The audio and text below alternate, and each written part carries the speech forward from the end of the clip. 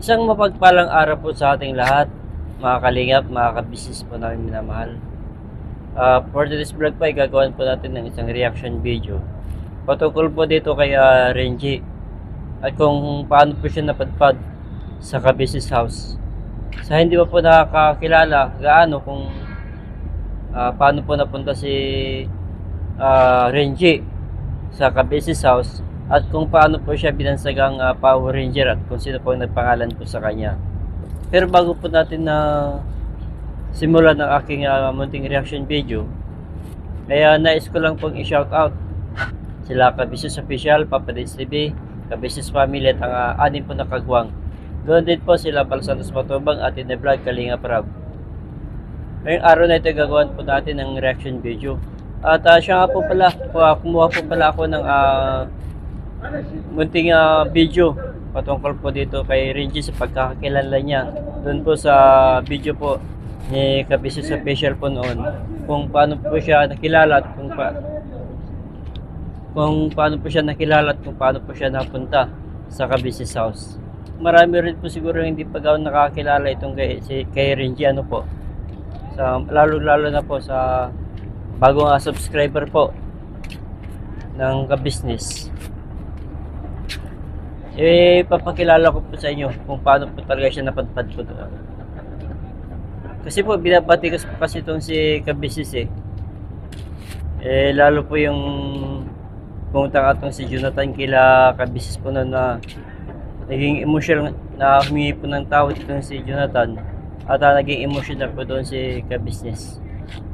Kasi hindi naman po niya sukat akalain na hihingi po ng tawad itong si Jonathan sa kanila, lalo na sa ka-business family po.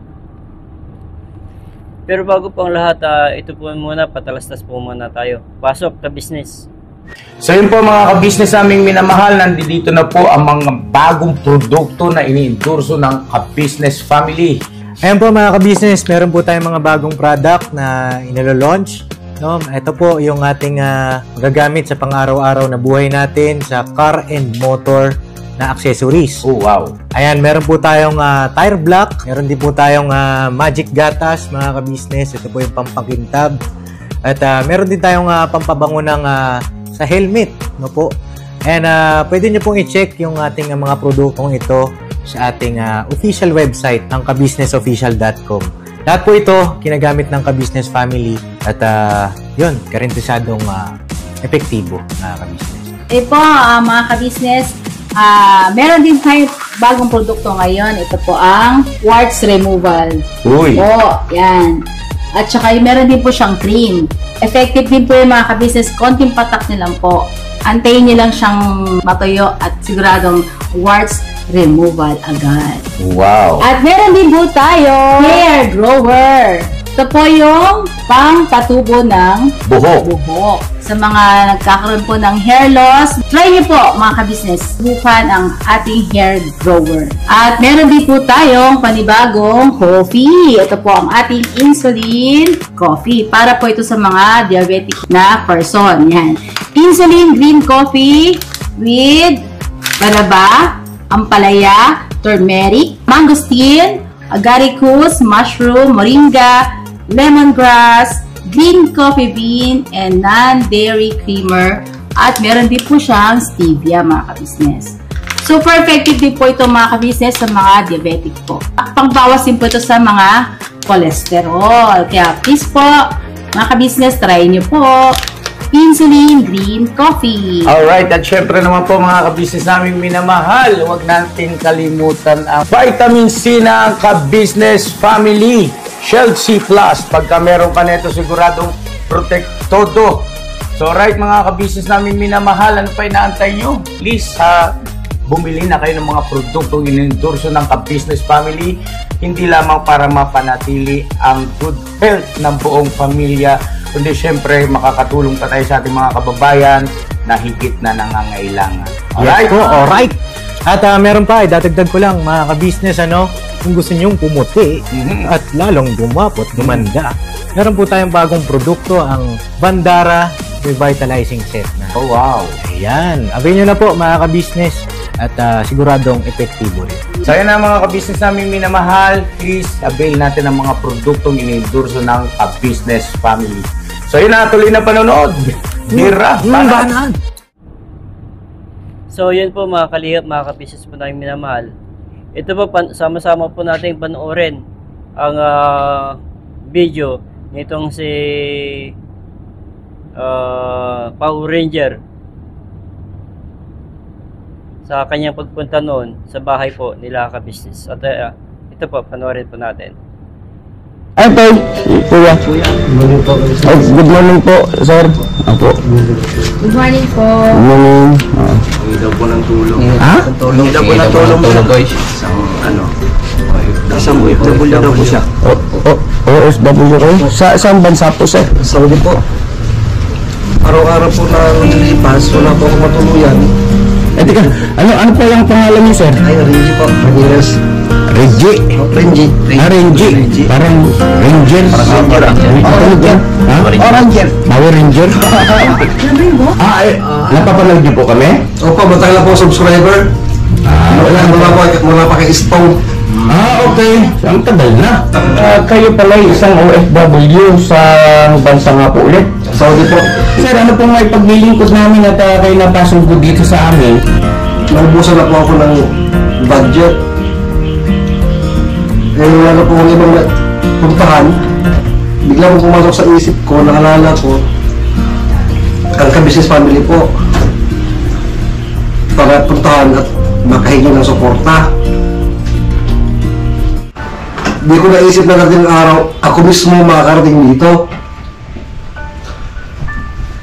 Diyan sa hirap na sitwasyon ko ngayon, wala na po talaga eh. Ubos ang pinagpagwala ko sa abroad ng 10 taon halos, naubos sa pagtitiwala sa isang kamag-anak na pinagkatiwalaan ko na kung saan i-put up ang pinaghirapan kong pera dahil sa pagpifinance, nasasabing pagpifinance ng mga mangingisda.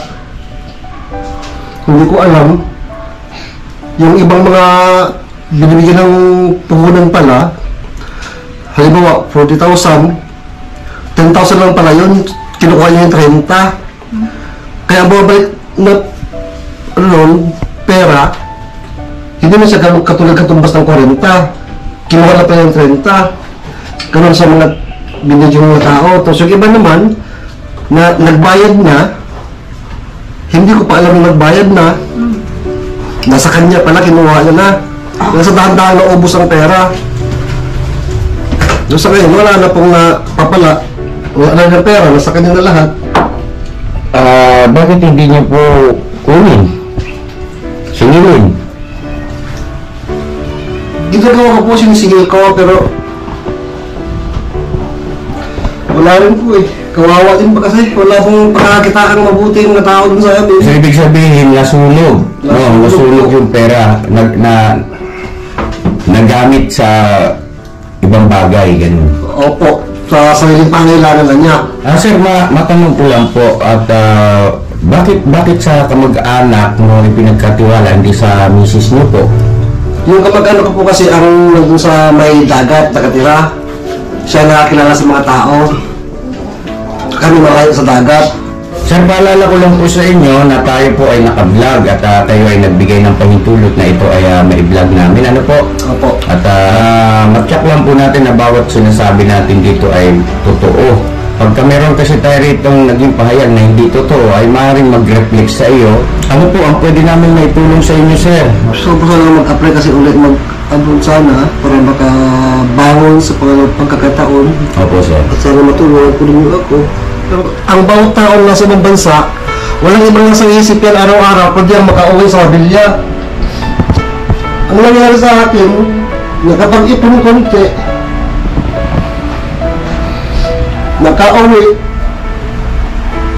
yung pagkatiwala na pinaghirapan sa maling tao, na naawa lang din ako, kasi kawawa yung kalagayan na nag-upro sa akin na dito na lang tayo put up ng negosyo, mahawak, magtulungan tayo. Nagpadala ko sa salita niya, kung kamag-anak ko, naniwala ako. Kaya pumayag ako. Sa dulo pala, ko lang pala ako. Naubos ang pera ko. Sabi, wala na. Kaya naisip ko bumalik ulit. Nakipagsapalaran ulit din sa Manila para makapag-apply. Ito, naubos naman na. Wala na po talaga. Said na. Sana po matulungan niyo ako.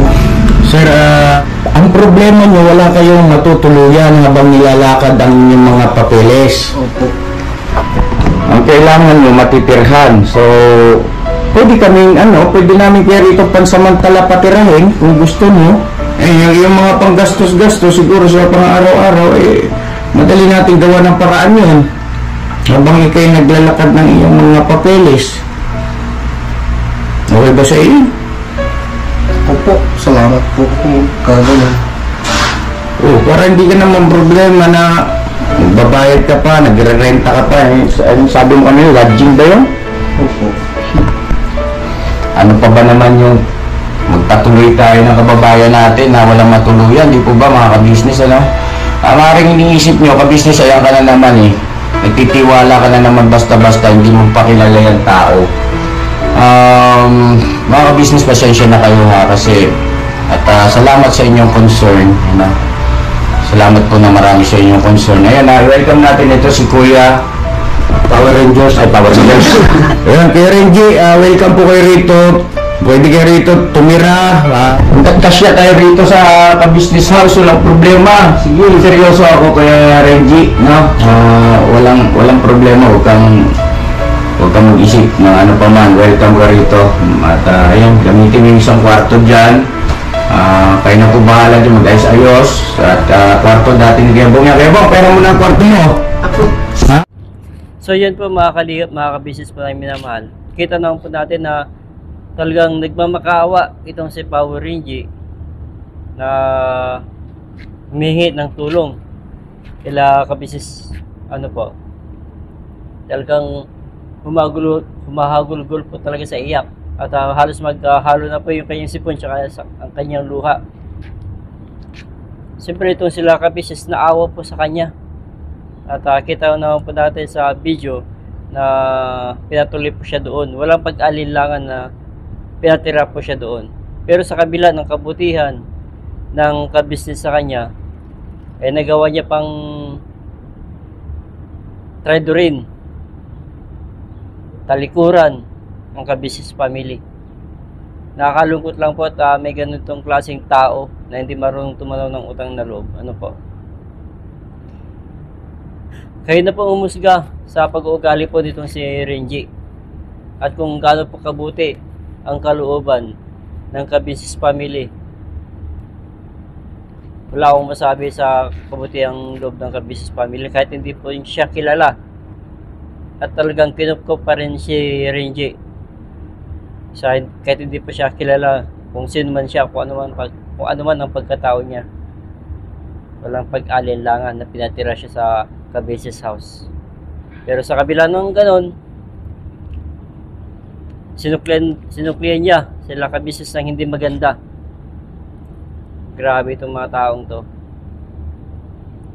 Pare-pares lang sila nila Rick Anigat at saka dito si Latin King Body.